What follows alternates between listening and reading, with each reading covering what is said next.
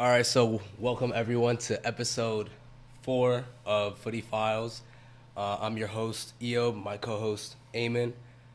And this week we're going to be going over Matchweek 3 in the Premier League right before the international break.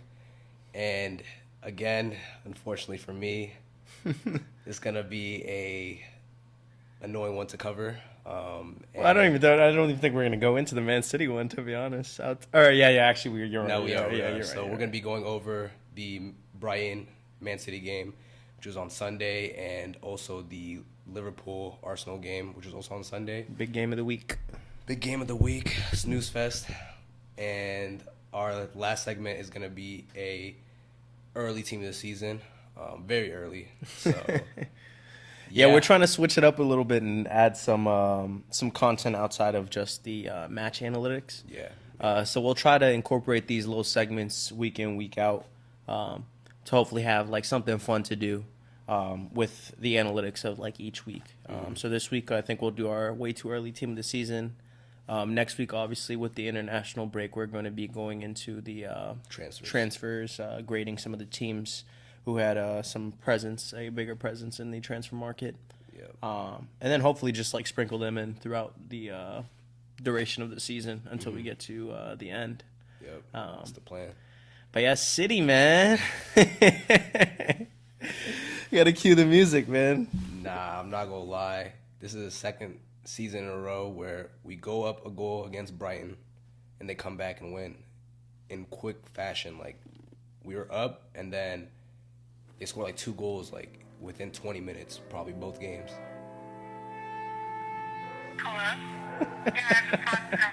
We'll see where we end off at the end of the season. We'll see. Yeah. But yeah, it was You guys just need to finish games, man.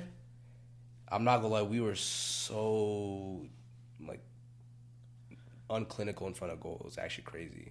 I thought Holland would, like, once Holland got his in the first half, that you guys were just about to cruise. Yeah. I thought it was going to be like maybe 3-4 goals or something. It seemed a little too easy there. Nah, I literally remember cheesing at the TV when Holland scored. I was like, yes, back to normal services. And it just didn't pan out that way. Brighton is one of those teams that if you go up a goal, like, you cannot just get comfortable and try to see out the game at 1-0. You definitely need a second goal. They have enough quality throughout the team to punish you if you don't take your chances. So that's exactly what happened, and it happened last season.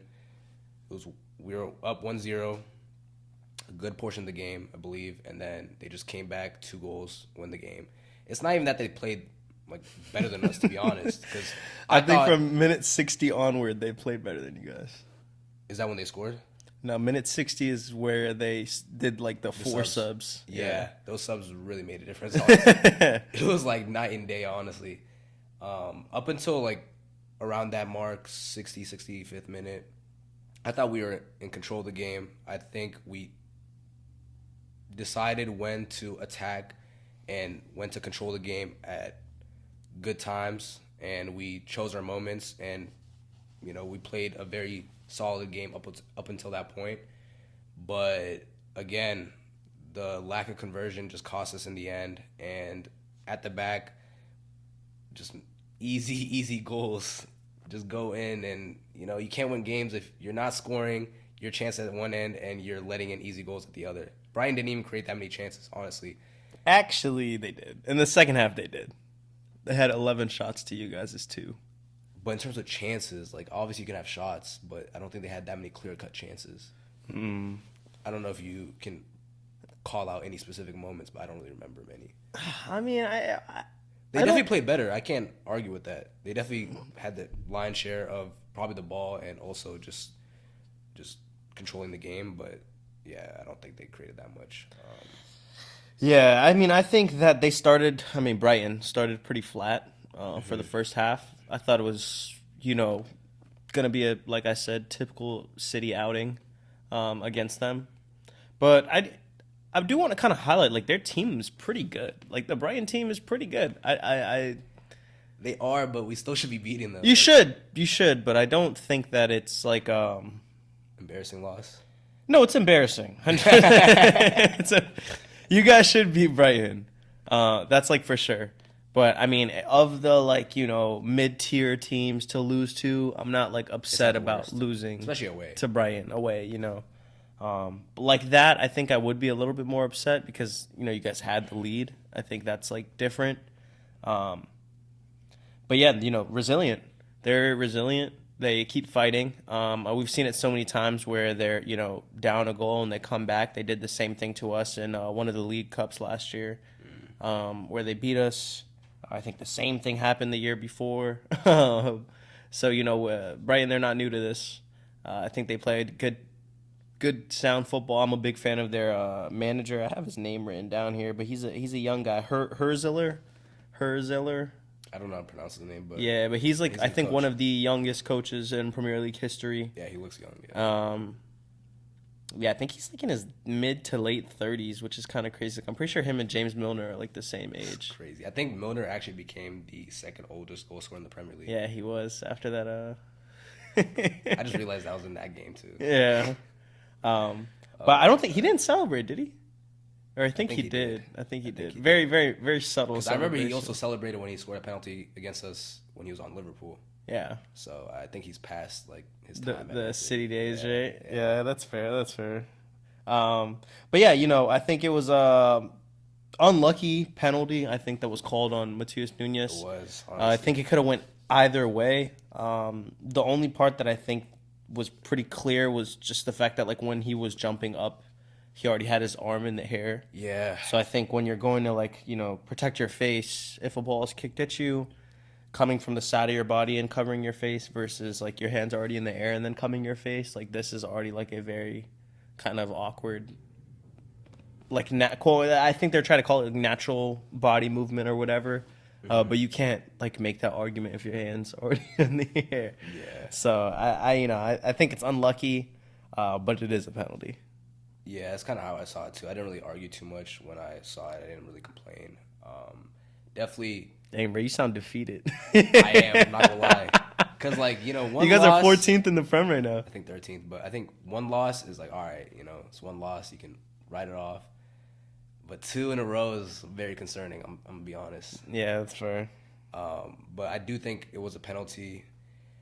I think it was harsh, and I think if it wasn't given as a penalty initially, that you can make the argument that it shouldn't be overturned. So, unfortunately for us, it was called penalty, and you can't really argue with that. And the second goal, it was just our defense being very open and us just not really. You guys got caught out a few times in the second half. Not aware defensively. Yeah, I don't understand. Like, there's 3-4 Brighton players up front. Just man mark them. Like, yeah. Now he was trouble though. Brejan Gruda. I haven't seen too much of him throughout the season, to be honest. I thought like Welbeck would be their striker, like main man kind of thing, but apparently he's been doing all right.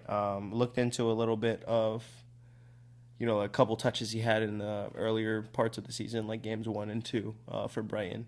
Looked relatively decent. But yeah, composed finish by him at the end though. That's not an easy thing to do. What he did there, where he kind of sidestepped, faked a shot, and then rounded the kick. Yeah, just like placed it real easy into the goal for the winner. It was so cruel because you think you can maybe get it because it just like kind of trickled in. Yeah. He didn't even like hit it cleanly. Why you hating? You mad, bro? Yeah, I'm just annoyed, bro. I'm not gonna lie. Nah, they deserved it, bro. They fought, man. They fought. I mean, they had a few moments too. I think it was it Minta? I think it was who had like he megged somebody. Oh my god. Megged somebody he was right. Working Ait Nori. Yeah. Oh, it was Ait Nori. Yeah. He megged Ait Nori and then had like a curler from like 18. Yeah. Right at the 18. But I honestly thought it was good. Like I got up on my chair. I was like, crazy oh my touch. god. That's the Palmer touch nasty. though. That's the Palmer touch. Brother, we're talking about Man City. No. Bring But, Chelsea into it. no, serious. That's Every- the, no. every chance he gets, Y'all don't know about that chance. Palmer touch, bro. Like I can't do it right now because like I can't get up and I stuff. think you're but- talking about when he did that 1-2 with No, Jackson. he had a few. No. He's had a few. It's like the first touch that he'll like take a touch into space. It's like not a meg sometimes, but like it's the same. I'm gonna show it to you, bro. Like you'll find the clip and you know what I'm saying. You'll find the clip, bro. That's a thing. But The real ballers know about that Palmer touchdown. Yeah, I don't know nothing about that. But, yeah. But you guys also look pretty. I don't know. It's funny because like the first episode we talked about how like Oscar Bob is like this new signing and like.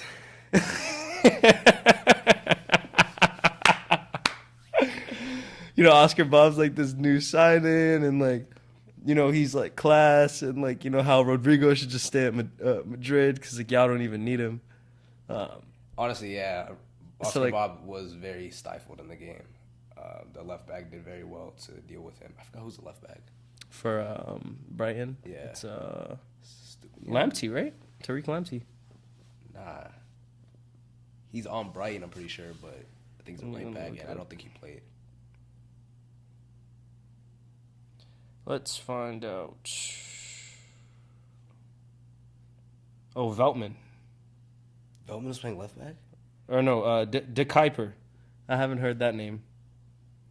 Playing left back. Okay. Played the full 90. Yeah, but whoever's at left back dealt with him very well.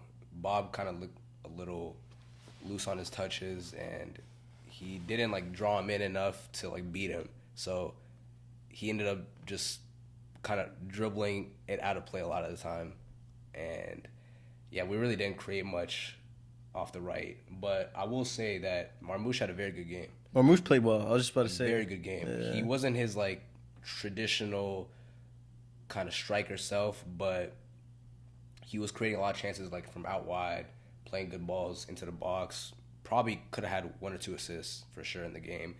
Was dribbling very well too. He's not the most techie player in terms of like beating players. It's the Egyptian DNA, bro. You don't look too. It's like you don't look like a baller on the ball, but you're good. Like, he's good. I'm not gonna lie. He's pretty similar to Salah in terms of like. He's just not aesthetic. Like you don't look pretty when you're playing. Like yeah, not exactly. But I think he played very well. So it was a positive performance from him. I didn't think he looked too good in the opening 2 games of the season. I also struggle to see where he fits in the Man City team, honestly, because I don't think he's an out-and-out left winger, but I also don't think he's really a striker. So he's kind of like a left forward, but we don't really play. If you guys played like a 4-4-2 or something like that. With Haaland, right? Yeah, with Haaland. That's probably his best position. That's what he was playing at Frankfurt with Ekitike. I don't know if it was a 4-4-2, but it was a 2-striker formation. So I don't really know where he fits in long term, but I think it was a good performance for him, so that's a positive. Also, Trafford played very well after the poor performance. That brother is not about to see the pitch again, bro. I'm telling you. Because of Donnarumma? I think you'll give him a good bump. I'm not going to lie. He's better with his feet, and he's a good shot stopper. So we'll see. Yeah, I don't know. I think that's the best shot stopper in the world, though, Donnarumma, man. I don't think so, but Trafford... I've seen Donnarumma make some crazy saves now. Nah, he did last season, but I'm not fully convinced yet. I'm not going to say some crazy statements right now. I'm going to let the season play out and see where he's at. He might be my team of the season. At the end of the season? What do you mean? No, right now, for today. He didn't even play? What are you talking about? No, but he's in the prem now. So how's he going to be in your team of the season if he hasn't played yet? They're predictions. Way too early. That's the point. Are these predictions? For team of the season? I thought we were doing the team of the season up until this point. Oh. Yeah, no. I wasn't going for that. Well, that's something. I guess, yeah. Well, I was doing like a prediction for like what I thought the team of the season was going to be. Oh, yo, I completely did not read it like that at all. That's funny. But well, it's okay. We'll just do the both. We'll figure it out. But, yeah, Trafford had a good game. And on the Brighton side, Minta had a great game. Every time Aït-Nouri tried getting forward and doing his little dribbles, Minta was on that like every single time. I'm telling you, I was like, bruh, there's no way. He was getting back, just tackling him, made him lose the ball probably 4 or 5 times, which is crazy considering how good Aït-Nouri is at keeping the ball. And then obviously going forward, he gave him a tough time, megged him, and had a really close shot in the second half. So I think that's probably one of the areas of the game where Man City lost their duels versus Brighton. And I think cost us in the end because we weren't really getting anything out of the left side aside from Marmouche. I think you guys lost every 1v1.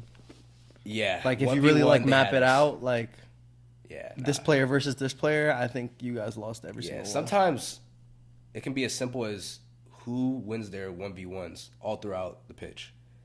Like, it can really be that simple, and I think that definitely contributed.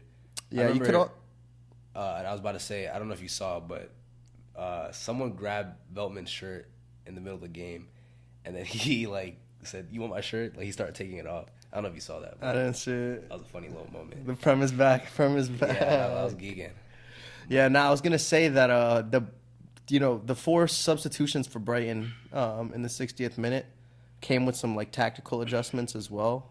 I think that's also where we saw, that lack of creativity start from Man City. Yeah. We could see them like kind of bring their line a little bit higher than they were traditionally, kind of squeezing the pitch a little bit more, condensing like where the wingers were going. And you didn't really see them like getting in and behind too much. Like you didn't really see Doku kind of, trying to get in behind, or like anyone was looking to like expand the pitch or like get a ball in behind on both flanks, to be fair. So I just want to shout out to that Brighton back line because they held it down, man. They held it down. Honestly, I thought Holland got in Van Heck's head in the first half because they were like going back and forth. I think they have some prior history beefing. Yeah, they definitely do. And you find a clip of that early on. Low key. He what? Yeah, so you'll definitely find a clip of that. Yeah. Like there was definitely some beef. And after Holland scored and Van Heck got the yellow card, I was like, all right, we're good. Like he's probably gonna get sent off. Like if he keeps like playing the way he has been playing, and then Holland's probably gonna get like a double or a hat trick, and we'll be good. That's not what happened. I can tell you that. But yeah, overall, honestly, not the worst performance in the world.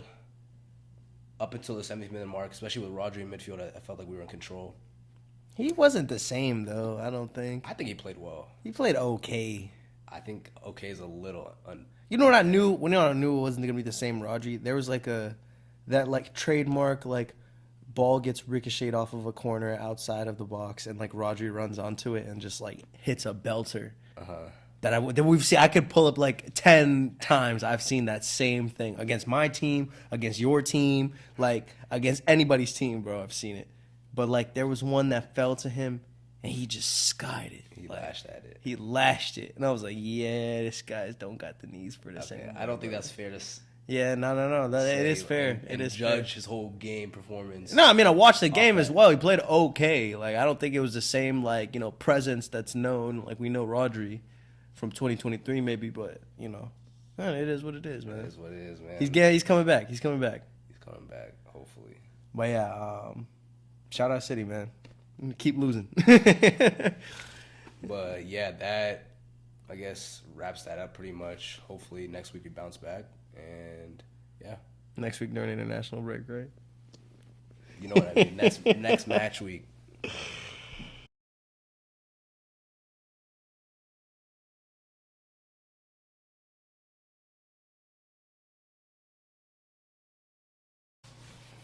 All right, y'all. So we're gonna deviate a little bit away from the analytical side of the Premier League and go into something a little bit more fun. Well, you guys probably saw in the earlier bit of the episode, Eo thought we were doing a team of the season after 3 match weeks as opposed to predictions. So a little hiccup there, but we're still compare and contrast.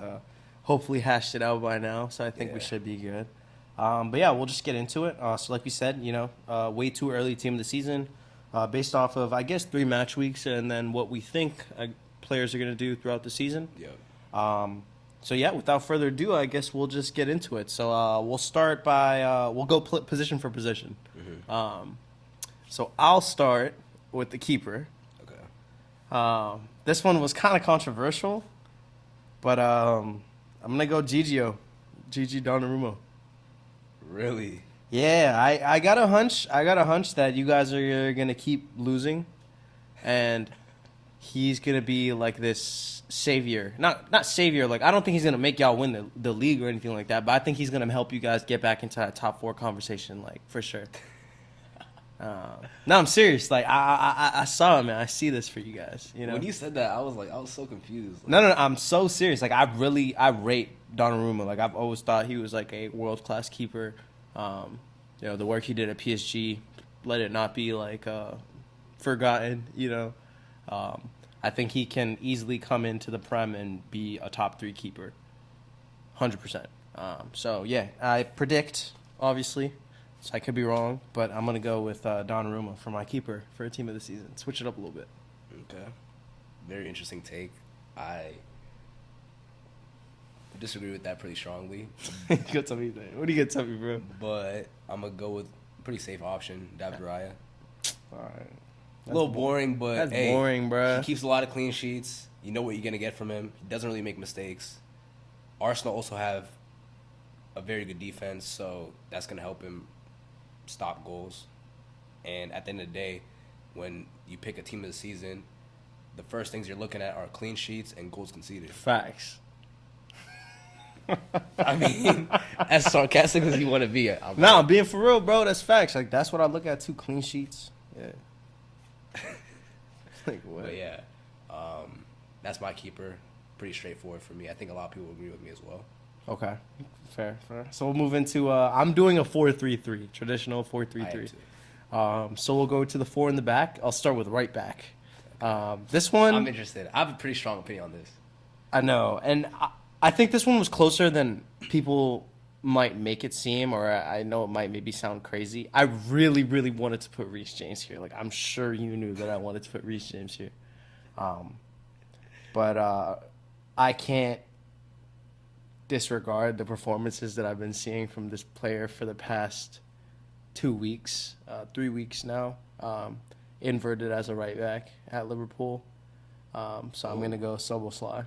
I think the work he's been doing at right back can't be, I haven't seen that.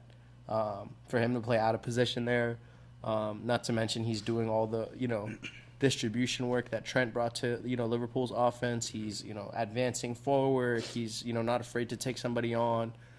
He's playing into that double pivot with Gravenberch when they're, in possession. And he played well. He played great. I didn't see one, real mistake that he made, honestly, like this past game against Arsenal.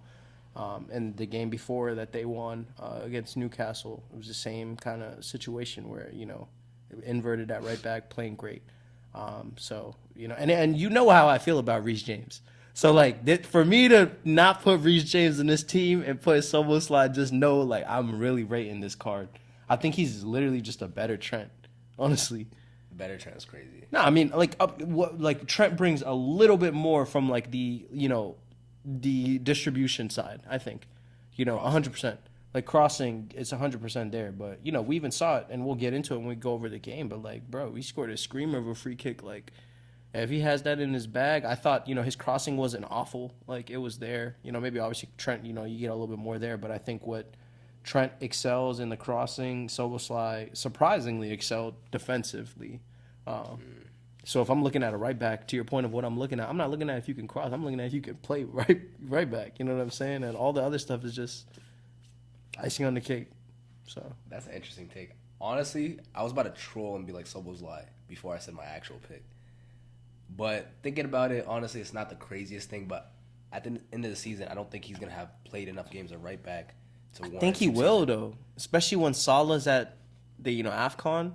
That could be the potential. You're really set on this Frimpong at right wing. Frimpong's gonna play right wing. Who else is gonna play right wing? I think they might play a 2-striker formation. Especially now they lost Harvey Elliott. I think they might play a formation that doesn't have a winger. I don't know. We'll see, but I'm gonna go with Timber. I think that's very straightforward. You might as well just pick the whole Arsenal starting lineup. It's 2 players. My goodness, bro. It's 2 players. My goodness, man. Timber's the best right back in the Premier League. I'm gonna keep it a buck. Since last season, he's been the best. Very solid defensively. No one's getting past him. Very good on the ball. He has a little tech on him too. He knows how to play with the ball at his feet. Can dribble. I think in the second match week he scored 2 goals as well, and had an assist. So he has a lot to offer from right back, and I think he's a very well-rounded player. And you can make the argument that he's probably the most complete right back in the whole world alongside Reece James, in my opinion. Reece James is probably better going forward. I'll give him that. But no one's going to argue with me, and say that there's a better right back defensively than Timber. Yeah, but I think right back's an interesting position because, and obviously, like I just spoke to Soboslai, but like we are seeing so often like midfielders who have that capability of defending, playing that right back because they like managers like that inverted right back into like a CDM in possession. So like Soboslai did it. We've seen at Chelsea, Caicedo did it. We saw it at City, Rico Lewis did it. We saw it at Madrid with Valverde playing right back. So like I think as a true like out and out right back, like that's my position. Yes, I agree with your take about Jurrien Timber and Reece James. But just like, hey, I have the ability to play this. I promise you, like the shift that Soboslai's been putting at right back this season, like fair play, world class. Honestly, world class. No, I can't hate at it. Honestly, yeah, world class. So yeah, he's gonna be my right back. We'll do the center back pairings together then. Okay, fair. Yeah, you can go ahead first. Okay, my first center back is Virgil van Dijk. Pretty straightforward. I'm a cute a buck. Like, he's the best. Like, there's no arguing. He doesn't look that great right now, though, honestly. Like last 2 games, he's been great. The first game, he wasn't great. Last game, he was great, actually. The game before Newcastle, he was good, too. He was all right. He was carrying Konate. Konate was not doing well. All right, go on. And then my other center back is Van de Ven. Okay. Very strong partnership there, I think. And Tottenham have looked pretty strong at the back as well. So I think those two are going to take their teams pretty far in terms of their goals for the season, their respective goals. Honestly, now I'm thinking that Liverpool might probably win the league. So no, Liverpool. I'm telling you, it's a battle for second, bro.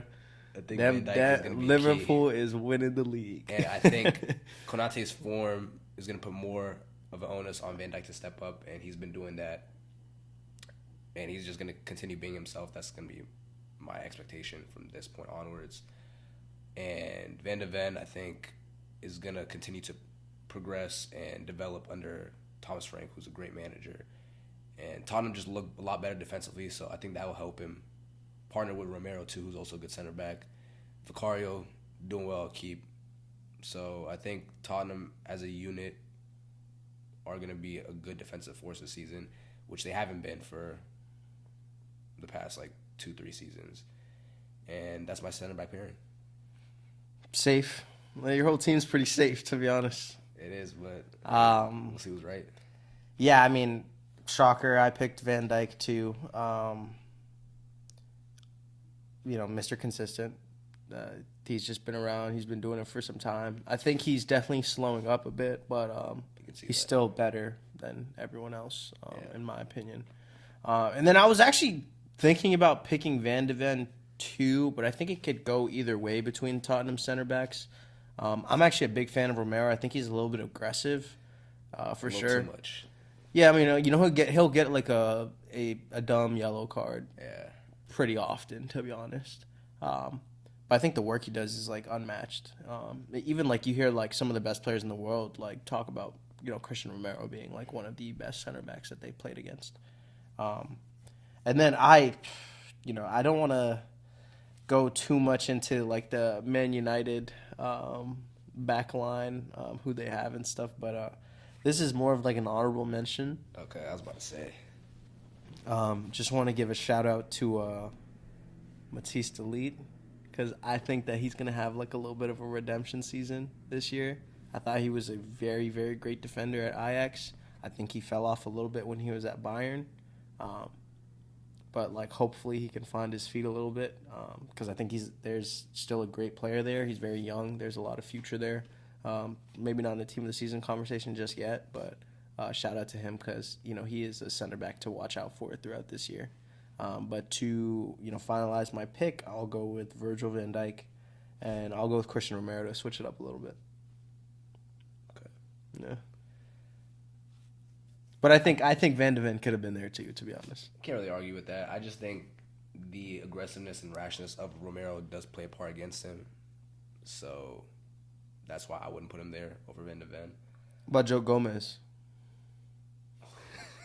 I was like, what is this guy talking about? I thought you were serious for a second. I was like, what? Nah. I think an honorable mention at center back for me is Gay. from Crystal Palace, and they've been pretty good defensively this Mesquine, season. bro. Free him. Mesquine. It's all good though. They're gonna get him for a free next year, so it doesn't even matter. Unfortunately, probably. Yeah. But moving on to left back. This one will be interesting too. It is gonna be interesting. I'm going with Aït-Nouri. After that performance he just had this past weekend? I mean, are you serious right now? I'm serious. There's so many good left backs this year. I don't really think so. I can give you 3 better. I want to hear it right now. Cucurella, Jed Spence, Dorgu. No, I'm serious. Oh, you're funny. You didn't even name Kerkez. They're both 4 better. Okay, you're tweaking. But yeah, Aït-Nouri, I think, is the best left back in the Prem overall. Going forward, he's very good. You're actually tweaked. You actually think Aït-Nouri is better than Cucurella? Like, not even on some bias. I actually think so. You're bugging, bro. I promise you. He's like, a you're woman. bugging out. He's a woman. You're bugging out, bro. I promise you I'm not bugging out. I don't like him at all. I think Aït-Nouri's better. I think Aït-Nouri's better on the ball for sure, and I don't think Aït-Nouri's bad defensively either. And Aït-Nouri has a little something special about him. Yo, you don't find a player like that left back often. Pull up the clip of Minta? Megan, bro, on the first touch and almost bagging a screamer. That would have been like top 15 goals of the Prem. It almost did. Did it go in? It went through his legs. Is it on the scoreboard? Oh. It's on the scoreboard? It doesn't matter. The scoreboard is you lost. All right, bro. Talking about scoreboard. Y'all lost. Anyways. Yeah, like what? I'm going to have him at left back. I think he hasn't been too great so far this season. Obviously, the Brighton game wasn't a great performance, but he was pretty good against Wolves, his former club, first game of the season. And I think versus Tottenham, he was all right. I think he got injured, actually. But going forward, I think he's going to continue to ramp up and integrate with the team. He created a good chance for Holland in the Brighton game as well. Great cross. So I think he has a lot to offer, and I think he's going to give valuable service from the left-hand side and really dominate that left flank for Man City. And, yeah. Yeah, for left back, also really wanted to put Cucurella here. But I'm leaning towards my young buck from Tottenham. I'm going to go Jed Spence. Just got his first senior call-up for England, so we'll see him throughout the international break. But a really promising player, especially where there's not too many left backs, especially like English left backs that we see. I mean, we have like Lewis Hall at Newcastle, who's all right. We have Luke Shaw. You said Lewis Hall is like tough, like. No, I like Lewis Hall, but like he's not like a guaranteed lock for getting called up for the national team. Okay. You know what I mean? Like I think he's a Jit as well though. Like he's like 20 or something like that. You know. But yeah, Jed Spence, he's kind of got that aura, bro. I'm not gonna lie, a little Bob trait vibe. You know what I'm saying? Swaggy baller. But yeah, I'm a fan of him. I think he'll have a good season. He's already having a good season. But also did want to give an honorable mention to Dorgu, like I said, who has been one of the bright spots at United, I think, in the past couple of weeks when there has been not too many. So, shout out to him. Hopefully he can keep playing well. Maybe he'll get a few assists once people start finishing goals for them. Yeah, Jed Spence is an interesting pick. I think he's solid defensively. I don't think he offers much going forward, to be honest. What do you mean? Yes, he does. You think so? Yeah, Jed Spence. Yeah, man. He be bagging like assists. He doesn't bag, but like I think he creates. He's active. Maybe like he's just active on the flank. Like he's real active on the flank. Like, I'm not a fan of people who are on the left side that are right-footed, honestly, and vice versa. I think that just holds you back in terms of. Cucurella could really easily be in this conversation too, though. Like just want to put that out there for all we get it. I'm a big, you know what I'm saying? Like he should and could be in that conversation. So you're just trying to be different, like in your team this season? Yeah, a little bit.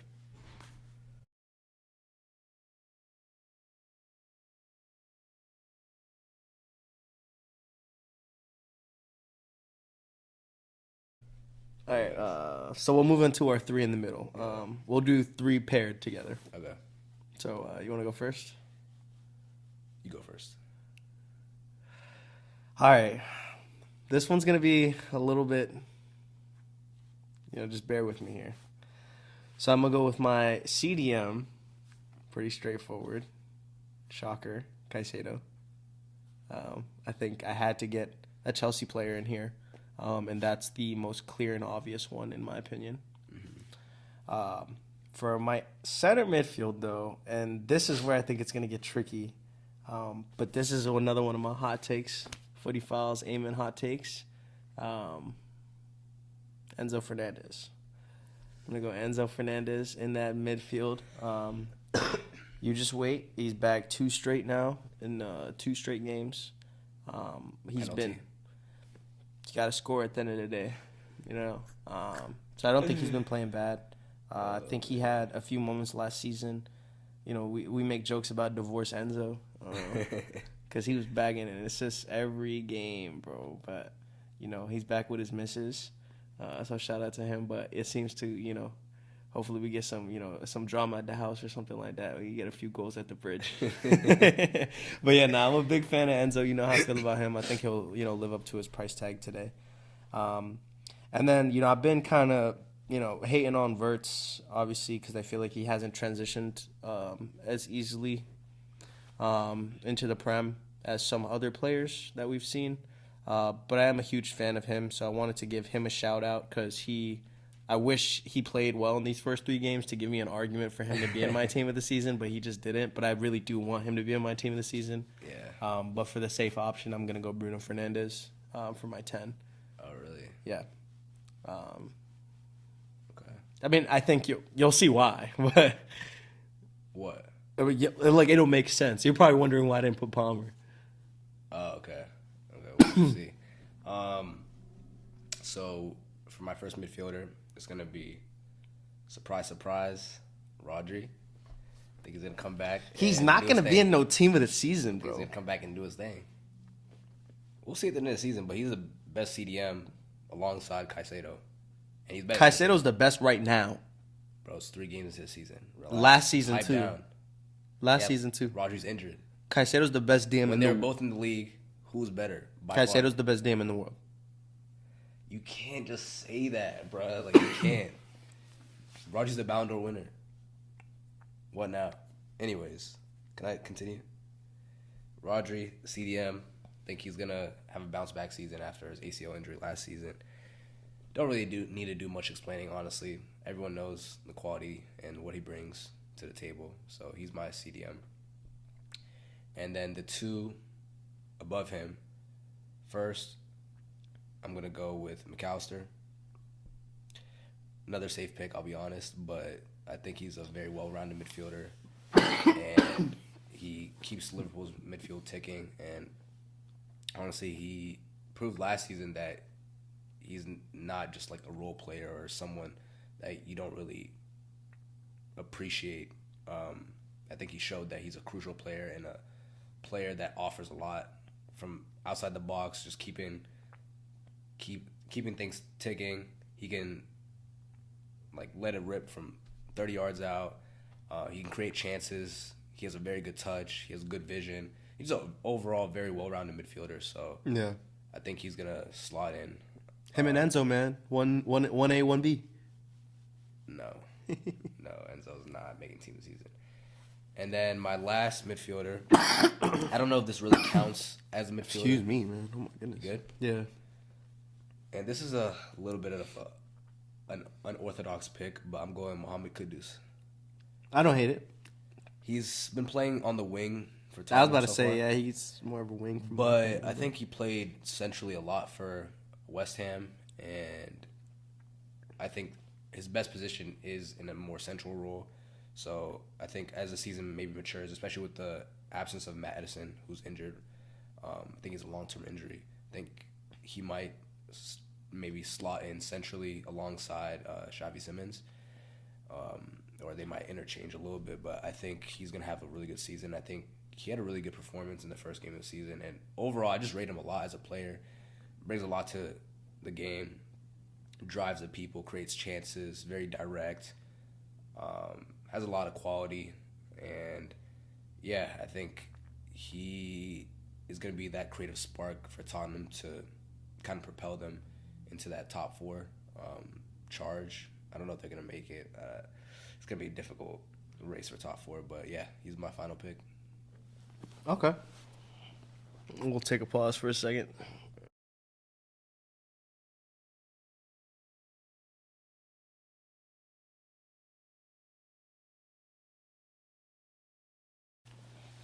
All right, cool. So moving into the front three, this one I think there's a lot of different variations of combinations of players. I think throughout the prem that can you can make an argument for here. So we'll go position for position for the front three. Okay. For right wing, I was conflicted between three players. One of which Esteval. I think he's going to have a breakout season. I think he's going to be on the radar and kind of make that like Lamine Yamal level noise. Honestly, like I really see it. I really see it for bro. Like Ballon d'Or with like Lamine Yamal for like the next couple of years. Back and forth. Like he gets it for a year. Like Esteval gets it for a year. You're not serious. No, man, for real. Like, yeah, I see it. But yeah, I didn't end up putting him in the team. I also was thinking about putting Palmer at the right wing because I think he plays better there. And I think once Maresca realizes that Palmer kind of got figured out at the 10, and then he transitions them to the right wing and lets somebody else play the 10. Maybe even like an Enzo. I mean, I don't know, like how. Yeah, I think he's pretty creative. I don't think he has the like forward progression in his game, like how Palmer does, like open up on the half turn, driving the ball forward, kind of thing. But I like Palmer at the wing, so I think that once we make that tactical adjustment, we'll start to see him get back to bagging the goals like how we're used to seeing him. But yeah, my right wing though pick is going to be Mohamed Kudus. Surprisingly, a lot of Tottenham players in my team. Mohamed Kudus. Yeah, Mohamed Kudus is gonna be my right wing. Okay. Yeah, not Salah. He thought it was gonna be another Mo, right? Yeah, I was like, oh. No, Mo's not this year at least. But yeah, I'm going Mo Kudus. Yeah, Baller. Yeah, he is. I'm just talking about him. But I don't have Mo Salah either. Surprise. I just don't think Salah's going to have the season that he's had in the past. And I think he's going to start to slow down, especially with his age and him being someone that relies on being sharp and quick. So I actually went with Brighton Mbeumo. I think he's been very bright for Man United so far this season. I think he only has one goal, but I've been very impressed with his scored against Grimsby and missed a penalty too. Yeah. But I've been very impressed with his performances. He's looked dangerous every time I've seen him play, and that's that Prem experience does, bro. Yeah. You get a player that's Prem proven where they can come in and start balling. Like, yeah, he's showing his experience, and he's showing a lot of responsibility, and I think he's just going to continue that Brentford form into this Man United team into this season and really carry that front three. I think Cunha's out for a decent amount of time, if I'm not mistaken. So I think he just has that right wing on lock, and I don't think Diallo's really Amad Diallo is going to really have a run at right wing. So, yeah, that's my pick for right wing. Okay, that's fair. What about your striker? I feel like I can guess who you picked. Really? You're going to say Haaland, right? Yeah. Shocker. Like, I mean, it's not really. He didn't even come to mind for me. Really? Yeah. I mean, that says a lot, honestly, because if he doesn't come to mind and he has 3 goals already this season, like, that just shows how tough he is. Like, you can't even lie. Yeah, it's just Haaland being Haaland. That's what you're thinking. Be honest. No, it's not. That's not what you're thinking. No, I just think there's better strikers. I mean, I don't think so at all. Players I'd rather have on my team. This is team of the season. Who do you think is going to be in the team of the season come into the season? Not Haaland. You don't think pundits and players are going to pick Haaland? We'll see at the end of the season. We will see. Yeah. But that's what I'm I got Joao Pedro. R9. That's my striker for team of the season. Honestly, he's probably been the best striker. He hasn't really played striker in all the games. But yeah. He's been the best. One of the best players. Yeah, he's been the best. I think he's had no less than an 8 out of 10 performance since the Prem started. He wasn't good in the first match week. If you average his performances since he's been at Chelsea, None of them were less than Brother, 8. are you counting the Club World Cup? I'm counting the Club World Cup. This guy is shameless. I'm counting. You guys hear this guy? You would have counted it too if you guys won. You got knocked out by the Saudi, wouldn't. the Goofies in Saudi. Like, No, I wouldn't. I think Man City had a good campaign, but I haven't brought it up once. yeah, all right. Yeah, all right. Yeah, shout out to Isak though too. Though obviously I'm scared of Liverpool now, but they easily have the best team. Yeah, So I can't think lie. he'll definitely bag his fair share. But I'm sticking true to my my roots. I'm going JP, the GOAT, R9. Can't really argue with him. But I don't think so. And then left wing, last position. Last position. This is a little tricky, honestly. But I was debating between, honestly, 3 players. First player being Gakpo. I think he's had a pretty good start to the Team season. of the season. I think he's had a pretty good Gakpo? start. I'm not the biggest fan of him, but I was thinking about him. So that's why I'm giving him a little shout out. Word. And I do think he's a good player, but I don't think he's going to end up making it, obviously. And then the other player I had that I was thinking about was Jack Grealish. I think he's had a bright start to the season, and he's grabbed a couple assists, and I think he's really flourishing in this Everton team, given more freedom. So shout out to him as well. But I went with Ndai. I think he's been Everton's marksman, and he's the player that they rely on to get them out of a tricky situation. He's their player, that star player that they have that makes a difference in those tight games. And I can't really think of a left winger that really screams team of the season to me. Pedro Neto. Absolutely not. His best position is wing back, honestly. It's not winger, but yeah, that's my left winger. Yeah, for left wing, I don't think it's as clear as some of the other positions here because I think there's not too many notable left wings. I did want to shout out. I don't want to jump the gun a little bit, but obviously there's rumors about with Isak going to Liverpool, Ekitike sliding into that left wing. I'm a big fan of Ekitike, so I wanted him to kind of shimmy his way into this team of the season somehow, some way. But I think I'm gonna go with my gut here. I'm gonna go with Anthony Gordon.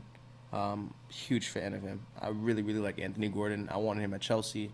I think he'll do a good do for Newcastle this year, and they keep them competitive. That's an interesting take because I think he's banned for 3 games. Now he is, yeah, but I think That's he's 3 games out of the season. That's a good portion. 3 games out of a 38 match season. I mean, that brings him down to 33. I feel like it's a factor, but okay, fair pick. Yeah, I think he's balling. I like him. I think he'll make a good partnership with. They just brought in Nick Woltemade from Wolfsburg, who's a pretty class striker. Honestly, Harvey Barnes is pretty good too. So He's on the right though, I think. No, he's not. He's left winger, so they're gonna split time too.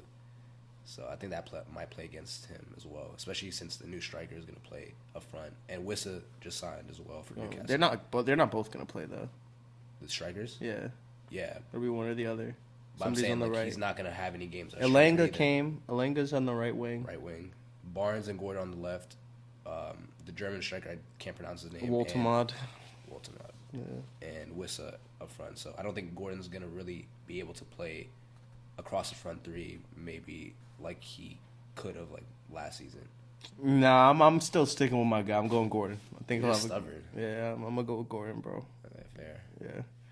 But yeah, that kind of wraps up the team. Oh, manager. Yeah, I want to go Maresca, but I'm gonna go with the Brighton manager. I forget his name off the top of my head, but I said it earlier in the episode. The 38-year-old. I'll edit it in. I don't think so, honestly. I like Brighton, but I don't think they're gonna really do that well this season. I went with Maresca. I think Chelsea have been the most well-rounded and sound team so far this season. That's how we started last year too, though. So I'm not. Yeah, you I'm guys not did falling start for the pretty hype. strongly, but I think you guys have a more complete team this season. I still think you guys need a center back, but I think what Maresca's doing isn't appreciated enough, and I think he's really turning this Chelsea team to a force. Obviously, with the Club World Cup, I'll bring it up just for this argument's sake. But yeah, they look better defensively, much better defensively than last season for sure. Scoring goals up front. Obviously, the Chelsea Crystal Palace game wasn't the best performance in terms of creating chances and stuff, but y'all kept a clean sheet, and you guys are conceded 1 goal this season so far. You guys have 7 points so far. 1 goal conceded. It was a worldie. What? The Paqueta goal that we conceded. Yeah, it was. Kind of. But, yeah, I think you guys are going to do well this season, and I think he's gonna put on a managerial masterclass. I'm hopeful for it, bro. Hopefully not. We'll see. But, yeah, so that concludes our way too early team of the season. We'll come back to this at the end of the year to see how we did in comparison to the actual one. But that'll be something that comes out in May time. But, yeah, I think that was everything for that, yeah. Yeah, I think so.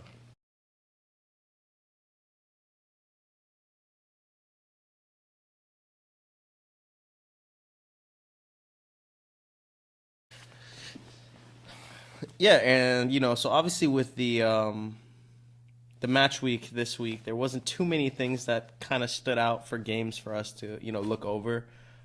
We could obviously go over the Chelsea game, but we'll save you guys because it was a pretty stale game nonetheless, which is one of those. Deserved a goal in that game. I'll say that. Yeah, and we deserved 2, and we deserved 3 points, and that's what we took home. So, all right. But yeah, so before we conclude the episode, we did want to kind of briefly touch on the Liverpool-Arsenal game. Although it was a kind of chess match between the two coaches, I think we all saw that on display. I think we were all expecting like the fireworks from this match. I did, honestly. But no, at Anfield, the atmosphere is there. Arsenal looked pretty good coming into the season. Liverpool perfect coming into the game. So. Yeah, there's always scenes at Liverpool. I thought it was going to be a pretty interesting match at least, but it was not that. It was not. Honestly, I think it was down to Arteta playing a very pragmatic team, especially his midfield. So Marino, Zubimendi, and I think Declan Rice. So he was negative going into the game, and I think they were playing for a draw, and they were more worried about not losing rather than winning, and I think that played into the result and like kind of how the game went. Obviously, they didn't get a result out of the game, but the difference was a wonderful free kick. Yeah, I mean, and we spoke to it a little bit earlier, but Szoboszlai, man, easily man of the match for me. What a performance from him. Like I said, makeshift right back. Really kind of ballsy play by Arne Slot playing him at right back. We could see him, desperate for him to make his way. And, we spoke to this a little bit on one of the earlier episodes about how they're really crowding up that, like, front six now that they have. So we see Arne Slot really desperate to get Szoboszlai into that team. Yeah. But obviously with, all the new players that they have, it's difficult to get him in his traditional position. So, it's always great to see when a manager makes a call like that ends up working out because I think he really was easily the best player on the pitch this game. I did want to give a quick kind of shout out to the rest of the Liverpool back line. I think we're starting to see Milos Kerkez really settle in. I thought, he provided some good, attacking help as well, some good overlaps on the wing with Gakpo. And we also, he seemed pretty sound defensively. And then obviously Van Dijk, solid as a rock, did his job. Expected nothing less from him. Yeah. But great job. Great job.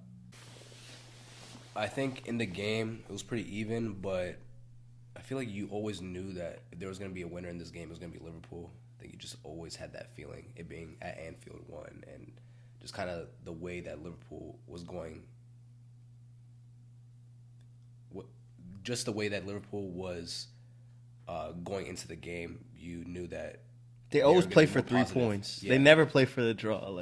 Yeah, exactly. So you kind of always felt that in the game. But I do want to give a quick shout out to some Arsenal players. Matchweek, I think, gave Kerkez a good game. Kirkes, at the end of the day, did his job and handled Matchweek, but I think Matchweek was a bright spark. He's the best player in Arsenal, I think. Arsenal, yeah, in that game. And he showed, I think, that he might be a good backup for Saka, and he's a capable player. We'll see a lot more of him for the coming weeks. Yeah, so I think Matchweek gave Kirkes a difficult time, but I think Kirkes handled everything that Matchweek threw at him, but Matchweek was definitely Arsenal's best player, and the spark in the attack that might have won Arsenal the game if they were going to win the game. So shout out him. And then also I want to give a shout out to Mosquera, who came on for Saliba. After Saliba came off injured, I was like, all right, they're finished. There's no way that they're going to get a result at this game. But Mosquera came in and did a job. He's new to the Premier League and came to Anfield, probably the hardest ground to come to, and he held Liverpool to a draw for most of the game, and they only won the game off a fantastic set piece, like we mentioned earlier. So looks like he's going to be a capable defender, especially if he passes a test like Anfield is. So, yeah, I was very impressed with him. And, yeah, honestly, it was a pretty boring game, like you said. Not really much going on. It was a very cagey affair. But Liverpool ended up winning the game off that free kick, and I think they probably deserved it slightly more on the balance of play. But, yeah, those are my thoughts. Yeah, that stinker from Martinelli, too. The fakest Brazilian with the Brazilian passport, man. You're the fake Martinelli. I don't know. He ain't never gonna see this, but like, if you ever seen this joint, bro, just know, bro, you are the fakest Brazilian I've ever seen, bro. No sauce, no buff, no swag, no moves, nothing, bro. Nothing. Moving like 2023 Chelsea Sterling, bro. Like, it was bad. Like, bad performance from him. They need a new left winger bad. That 1v1 versus Konate was crazy. No bag, bro. He has no bag. He has no bag. But yeah, nonetheless, pretty boring game. So we're not gonna go like way too in depth on this one. Plus the camera started bugging. So, yeah. All right. Thanks everyone for joining us for the 4th episode of FootyFiles. We gotta get this out before the cameras start bugging. So appreciate you all for joining. Love.